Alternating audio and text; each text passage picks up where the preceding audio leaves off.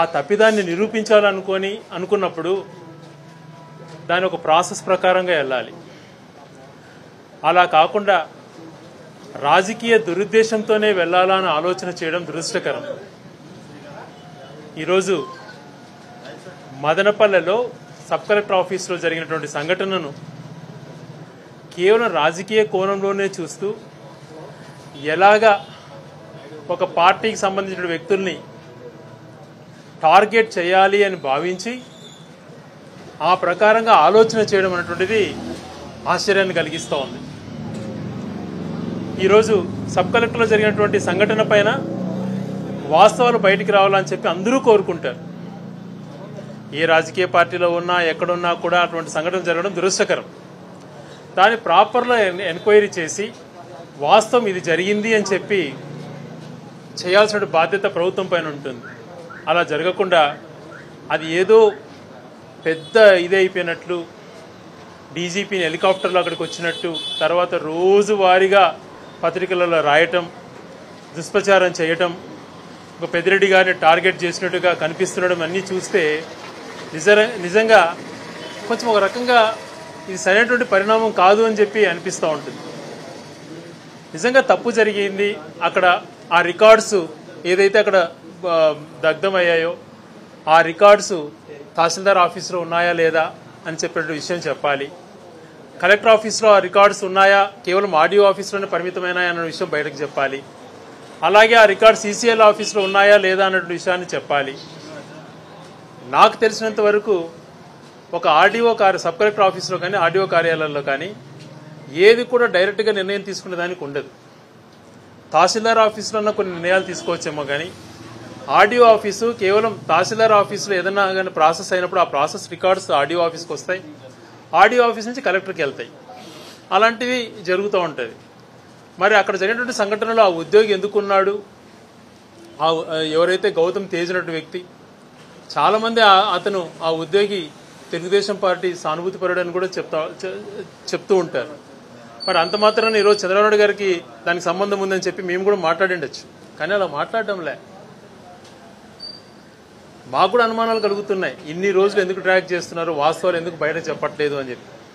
కేవలం పుంకలుగా రోజు ఒక ఆర్టికల్స్ రాయడం, పెద్దిరెడ్డి రామచంద్రారెడ్డి గారు మిథున్ రెడ్డి అనటం, స్థానిక నాయకులు ఏదో చేశారు, వైసీపీ వాళ్ళు చేశారని చెప్పి మాట్లాడుతుండడం చూసి మేము కూడా ఈరోజు మాట్లాడాల్సి వస్తాం. అవతల వ్యక్తులు కూడా చెప్పారు, దీంట్లో ఏదైనా తప్పిదాలు ఉంటే నిరూపణ చేయండి, స్పెసిఫిక్ కంప్లైంట్ ఉంటే పిలిపించండి, దానికి సమాధానం చెప్పడానికి సిద్ధంగా ఉంటామని చెప్పినా కూడా అలాంటివి చేయకుండా ఏదో జరిగిపోయిందని చెప్పి రోజు మీడియా సమావేశాలు పెట్టడం, మాట్లాడుతుండడం ఇది సరైనటువంటి పద్ధతి కాదు. ఈరోజు ప్రభుత్వం అధికారంలో మీరున్నారు, మీరు అలా చెప్తే అలా అధికారులు మీ మాట వింటున్నారు. ప్రాపర్గా పలాని వ్యక్తి పలాని సర్వే నెంబర్లో ఈ తప్పు ఉంది, ఈ తప్పును వాస్తవాలు ఇవి అని ఎందుకు మీరు చెప్పలేకపోతున్నారు అని చెప్పి ప్రశ్నిస్తున్నాం. అలా చేసినప్పుడు దానిపైన గౌరవం పెరుగుతుంది. కానీ ఇలా చేసుకోవడానికి నిజంగా ఇలా చేస్తే దీని రాజకీయ కోణంలో జరుగుతోంది అని చెప్పి ఇప్పటికే అందరూ నిర్ధారించుకున్నారు.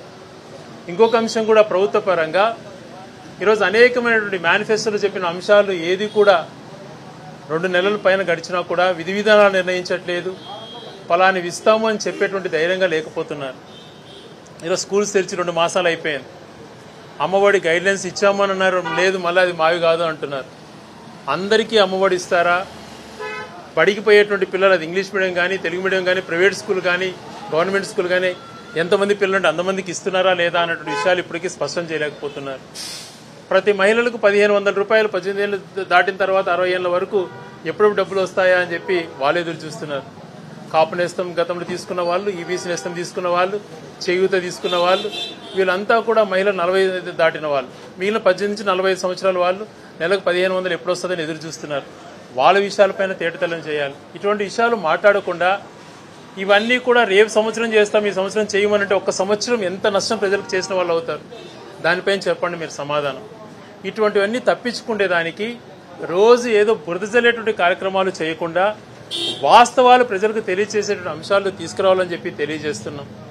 ఈరోజు స్పెసిఫిక్ కంప్లైంట్స్ ప్రజల తరపున, ఓకే నా భూమి ఇది, నాది ఇలా అన్యక్రాంతమైంది, నాది పలానోళ్ళు తీసుకున్నారని చెప్తే దానిపైన ఎంక్వైరీ చేయండి. దానిపైన అవతల వ్యక్తి కూడా సమాధానం చెప్పాల్సిన బాధ్యత ఉంటుంది.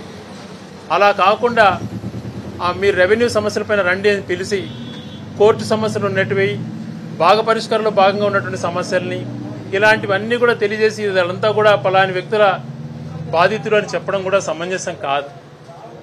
స్పెసిఫిక్ కేసెస్ ఏదన్నా కూడా ఏ తప్పు జరిగినా కూడా వైఎస్ఆర్ కాంగ్రెస్ పార్టీ తరఫున మేము సిద్ధంగా ఉంటాం. ఎప్పుడు కూడా పలాని ఈ నెంబర్లో తప్పు జరిగింది, పలాని వ్యక్తికి ఇలాంటి తప్పు జరిగింది, వీటిపైన మాకు సరైనటువంటి సమాధానం ఇవ్వండి అని చెప్తే అధికారుల దగ్గర ఉన్నటువంటి సమాధానం అధికారులు ఇవ్వండి. వ్యక్తిగతంగా ఎవరైతే నష్టపోయారని చెప్తారో వాళ్ళు కూడా సమాధానం ఇచ్చడానికి రెడీగా ఉంటారు. అలా కాకుండా కేవలం బురద జల్లేదానికే పరిమితం అవ్వకండి. ఈరోజు ఎలక్షన్ అఫిడవిట్స్ గురించి కూడా మాట్లాడుతున్నారు. చెప్తున్న ఎలక్షన్ అఫిడవిట్లో ఏదైనా తప్పులు ఉన్నా కూడా అన్నీ కూడా మేము మెన్షన్ చేశాం, పలానా తప్పు ఉందని చెప్పండి, నిరూపణ మేము దానిపైన సమాధానం చెప్తామంటే కూడా వినకుండా రోజు క్యారెక్టర్ అసెసినేట్గా చేయడం అటువంటిది సమంజసం కాదు అని చెప్పి తెలియజేసుకుంటూ, ప్రభుత్వ పరంగా ఈరోజు ఉండొచ్చు, అధికారం ఉండొచ్చు, మీ దగ్గర ఏదైనా కూడా చేసేదానికి ఆస్కారం కలిగి ఉండొచ్చు, అంత మాత్రం దాన్ని తప్పుదోగా వాడుకోకూడదు. జరిగిన తప్పును ఒకవేళ అవతల వ్యక్తులు తప్పు చేసినా కూడా ఆ తప్పు ఇలా తప్పు జరిగింది అని చెప్పి చేసేదానికి మీరు సిద్ధంగా అండి. అలా కాకుండా కక్షపూరితంగా కేవలం రాజకీయంగా డిగ్రేడ్ చేయాలన్నటువంటి ఆలోచన మానుకోవాలని చెప్పి తెలియజేసుకుంటున్నాను.